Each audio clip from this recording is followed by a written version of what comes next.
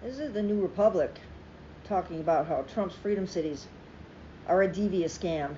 The president and his Silicon Valley oligarch pals want to bring back the bad old company towns of yesteryear with a fresh coat of modern crypto-fascist varnish. This article is by J.J. Anselmi, March 26th. Tech bros have to love to repackage old ideas as innovation and old sci-fi movies as guruism. We've all seen it, but their latest foray into disruption no one else wants. The so-called network state and its constellation of startup cities deserves our attention. This notion has been embraced by President Donald Trump, who has christened them freedom cities. In reality, the scheme is a techno-fascist vision of the future that's been quietly but persistently pushed and funded by billionaires such as Peter Thiel, Mark Andreessen, Brian Armstrong, and Sam Altman for years. Despite the shiny marketing materials for places like Prospera and California Forever, which make outlandish promises of futuristic utopias, the startup city is a concept, a modern ketamine-infused repackaging of something that flopped into obsolescence long ago, the company town. And I would know. I grew up in a coal mining town in southwestern Wyoming and compiled an oral history of the place called Out Here on Our Own. I talked to multiple people who grew up in the old coal camps, where one company owned and controlled everything: the surveillance, the practice of paying workers in dubious currency, commonly referred to as scrip, the ultimate goal of creating small fiefdoms for company masters. It's all been done, and to horrific effect. From staggering rates of suicide and addiction to a constant sense of fear among citizens, the trauma of living in a company town cascades through generations. The company town framework gained steam during the Industrial Revolution. Pullman, Illinois, is a notorious American example. George Pullman owned Pullman Palace Car Company, forced people to work interminable hours in unforgivable factory conditions, and he paid them in scrip, which was worthless outside his own stores. In 1893, Pullman cut workers' wages by 25% without lowering rent on their homes, not to mention the grocery prices in those same company stores, which led to fierce labor organization efforts and the bloodiest strike in America had seen. The Pullman strike showed the world that the company town was a doomed experiment in human control.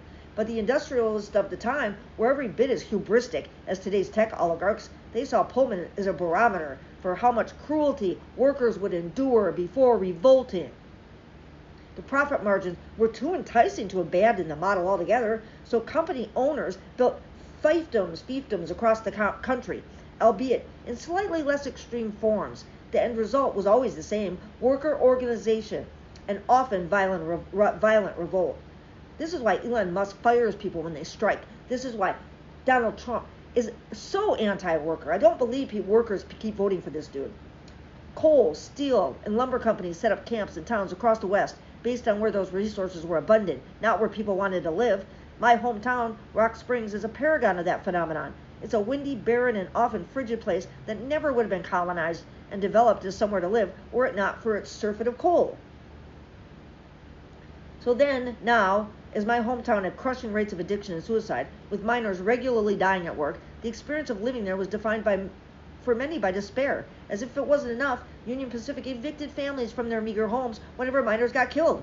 Former inhabitant Les Georgie told me about an explosion near Rock Springs that killed several miners. Following a mass funeral where the miners were laid out like cordwood, Union Pacific evicted surviving family members from their homes, leaving them to just fend for themselves.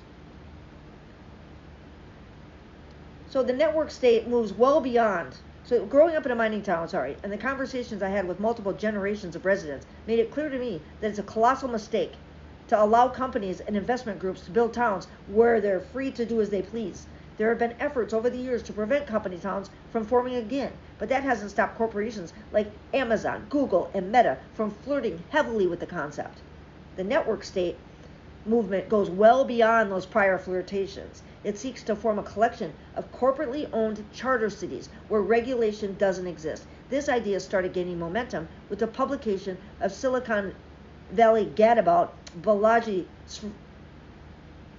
Srinavan's book, The Network State, which put him firmly in the company of those tech barons who made democracy itself a target of their ire.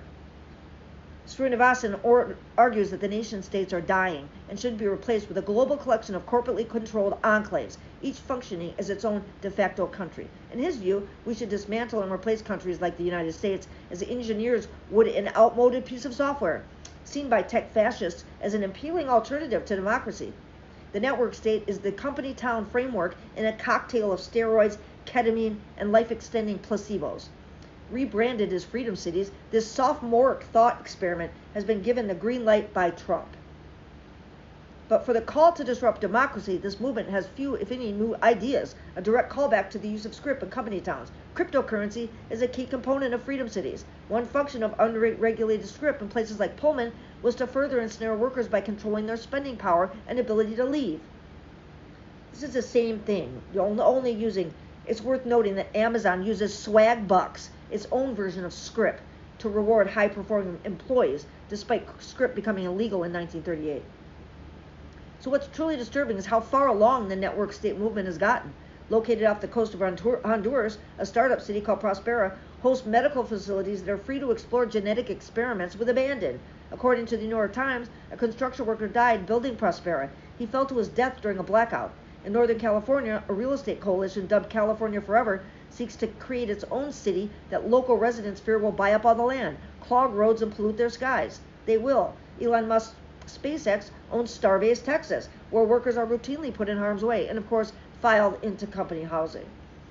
The condition of Musk's prefabricated homes are obviously better than old coal camp houses, but there's still a question of what would happen to an employee's family if they got fired, debilitatingly injured, or killed on the job, especially in the face of eroded regulation and a CEO who thinks empathy is weak. As with company towns, where spying was a common tool to crush dissent and disrupt collective action, each of these startup cities is or will be subject to relentless surveillance. Representative democracy has always been the enemy of plutocrats like George Pullman, Peter Thiel, Brian Armstrong, and now Elon Musk. Whether you call it a company town or a freedom city, the goal is the same: to foster a fascist version of capitalism where the company owners are free to explore the depths of their greed and sadism. But as Trump allows such ghouls to form their own so-called freedom cities, those of us who have learned human history will do well to recall that this has all been tried before, and remember the Pullman strike. Thank you. This is an incredibly dangerous idea. Trump thinks it's just great because he doesn't understand what the fuck he's saying on a daily basis. I mean, he doesn't know what conversations he's having with Governor Newsom as he's calling in the Marines and federalizing the National Guard out of Newsom's control to handle a protest? A protest? Do you remember when he used to go to his campaign rallies and he was so afraid of being hit specifically with a tomato? I mean, it was so uniquely and oddly specific. Tomatoes. They're throwing tomatoes. Sometimes he gets these conspiracies through QAnon or like people like Laura Loomer, and he runs with them. Like the dogs. They're eating the dogs, they're eating the cats, they're eating the pets of the people that live there. That was straight from Laura Loomer. He gets these bugs in his ear and they just don't go away, like the sharks and the whales dying from the wind. They're driving the whales a little batty. They're not. Trump is out of his mind. And all of the people around him are taking advantage of that to push through whatever agendas they want, because they know they have a weak president that is all for being controlled, like the puppet that he always accuses other people of being. Because in this administration is so full of projection. Everything they accuse the other people of doing is what they're up to. Don't ever forget that.